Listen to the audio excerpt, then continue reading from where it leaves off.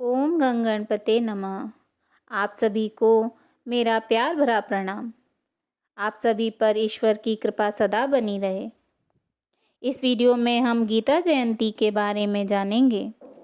गीता जयंती को हिंदू धर्म में एक प्रमुख त्यौहार के रूप में मनाया जाता है, क्योंकि हिंदू पौराणिक मान्यता के अनुसार गीता स्वयं ही एक बहुत पवित्र ग्रंथ है, जिसे स्वयं भगवान श्री कृष्ण जी ने अर्जुन को सुनाया था। गीता जयंती हर वर्ष मार्गशीर्ष शुक्ल पक्ष की एकादशी को मनाई जाती है। इस दिन हिंदुओं के पवित्र ग्रंथ भगवत गीता का जन्म हुआ था। इस वर्ष 2023 में गीता जयंती 22 दिसंबर दिन शुक्रवार को मनाई जाएगी। गीता जयंती के दिन से गीता थोड़ी देर प्रतिदिन अवश्य पढ़ें या सुनें। गीता में लिखे श्लोक स्वयं भगवान श्री कृष्ण जी के श्रीमुख से निकले हैं, जो मनुष्य के लिए बहुत ही कल्याणकारी हैं। भगवद गीता के पाठ से व्यक्ति को काम व कर्म के बारे में सीख मिलती है। इतना ही नहीं, हमारे हर प्रश्न का उत्तर गीता में समाहित है। आप जितनी बार गीता का पाठ करेंगे या सुनेंगे, आपको कुछ नया ही सीखने को मिलेगा। गीता हमें बताती है कि जीवन क्या है और इसे कैसे जीना चाहिए। आत्मा और परमात्मा का मिलन कैसे होता है, अच्छे और बुरे की समझ क्यों जरूरी है। इस सभी गूढ़ सवालों के जवाब हमें गीता से प्राप्त होते हैं। श्रीमद् भगवद गीता में भगवान श्री कृष्ण जी के द्वारा रणभूमि में अर्जुन को यह उपदेश दिए गए हैं।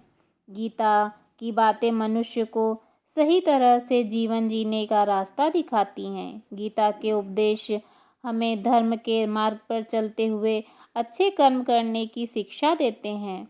महाभारत के युद्ध भूमि में खड़े अर्जुन और कृष्ण के बीच संवाद से हर मनुष्य को प्रेरणा लेनी चाहिए।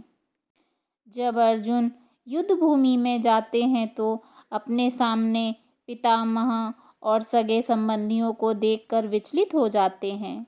तब भगवान श्री कृष्ण उन्हें सही ज्ञान देते हैं।